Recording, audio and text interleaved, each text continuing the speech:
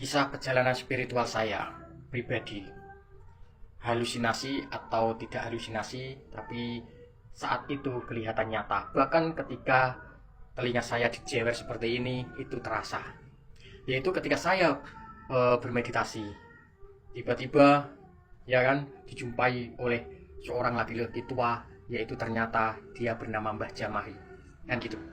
Pada saat itu Mbah Jamari itu mengingatkan saya ketika saya bermeditasi, datang sesosok cahaya terang benderang putih seperti lampu neon, putih bersih gitu kan gitu. Terus di tengah-tengah cahaya bulat putih itu terdapat lafaz Allah, kan gitu. Nah, berlafaz-lafaz Allah ini terus berkata, "Hei, inilah aku Tuhanmu," kan gitu. "Inilah aku Tuhanmu," kan gitu. Cahaya itu berkata gitu. Terus mendekat, terus pada akhirnya kan gitu datang sesosok suara yang keras, kan gitu. Suara itu keras. "Ojo percaya le, ojo percaya le, iku dudu Gusti Allah. Allah itu gak seperti itu," gitu.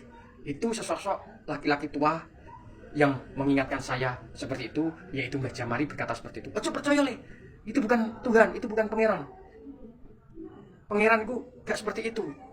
Coba kamu bangun, lihat di surat Al-Ikhlas, pahami surat Al-Ikhlas sampai mentok." Mbah Jamari berkata seperti itu sambil telinga saya dijewer dan terasa itu loh saat saya meditasi. Itu berkata bahwa bukan surat Al-Ikhlas, pahami, resapi, pahami sampai keyakinanmu mentok, gak ada celah sama sekali di hatimu. Gitu Mbah Jamari. Seperti pohon sawo yang sudah tua tidak akan pernah tergoyahkan oleh angin walaupun angin itu besar. Mbah Jamari berkata seperti itu.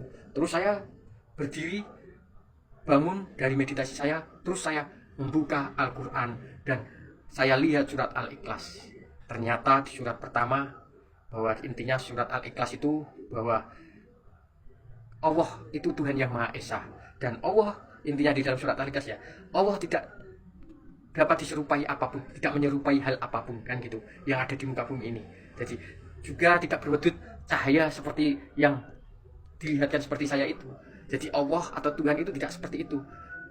Tidak ada satupun makhluk yang menyerupai dia, kan gitu.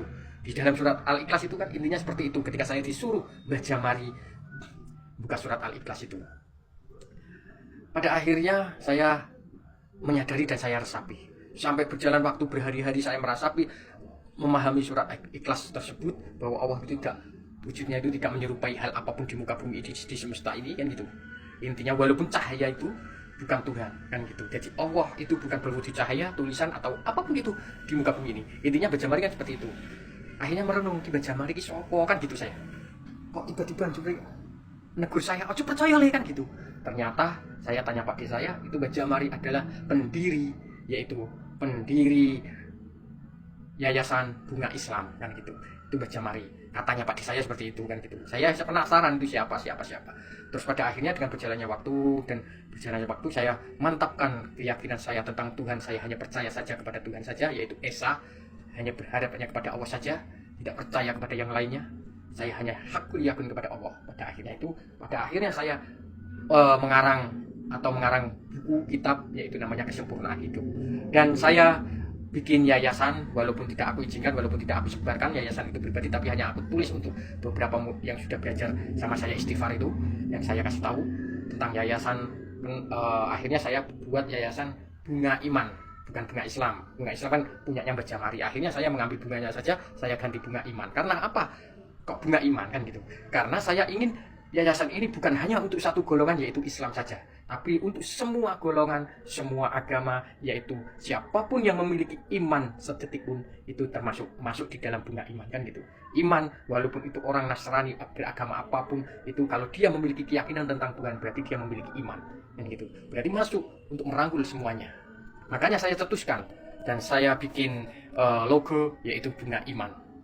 Bunga Iman saya kasih logo, yaitu bunga dan berlambangkan segitiga. Karena di alam semesta ini, walaupun porak-poranda, namun tetap hanya berlambang segitiga, yaitu tujuannya Tuhan Yang Maha Esa. Cukup sekian cerita saya saat Mbah Jamari menjumpai saya.